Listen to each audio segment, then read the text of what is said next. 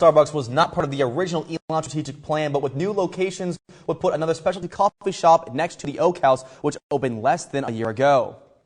The new Starbucks will allow students to use meal dollars and Phoenix cash at the location and is set to open in mid-September. Acorn Coffee Shop is set to move to downstairs McEwen, where Varsity is currently located. Varsity will no longer exist, but resident director of Aramark Polkit Vig says upstairs McEwen will have many of the items on Varsity's menu. Vig says campus dining decided to add the Starbucks based on students' responses to a survey. It's all about you guys. So if you guys want a specific brand and you are backing me up, and the survey said that, why wouldn't I go with something that the students are requesting? Students may have voted to have a Starbucks as part of campus dining, but a recent petition on change.org is aiming to stop the coffee chain from moving in.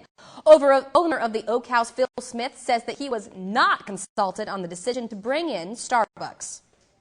I did not hear anything from Aramark prior to learning the Starbucks was going in.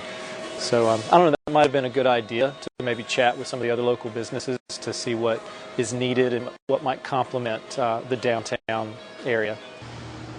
Vig did admit that the local business owners in the downtown area were not consulted and that the next time they should be.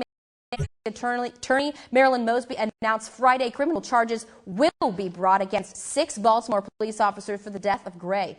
The 25-year-old black man was arrested on a weapons charge and later died from spinal injuries he sustained after his arrest. The charges range from involuntary manslaughter to second-degree murder.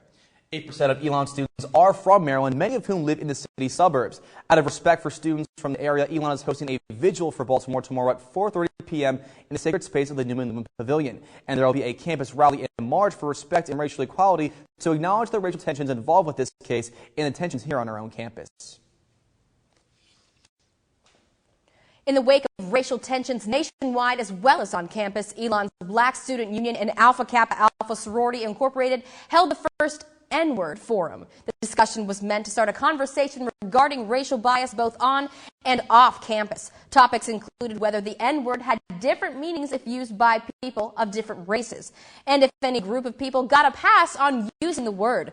Though the timing of this event comes less than 2 weeks after a reported racial slur incident occurred just off campus, members of the Alpha Kappa Alpha and the Black Student Union spent weeks planning the event.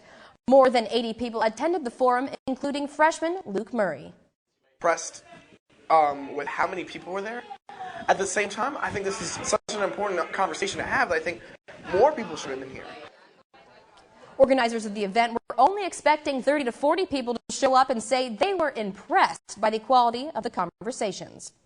I feel like this conversation was a great start conversation. Obviously, there needs to be more conversations to have had in the future. But I feel like we left a great first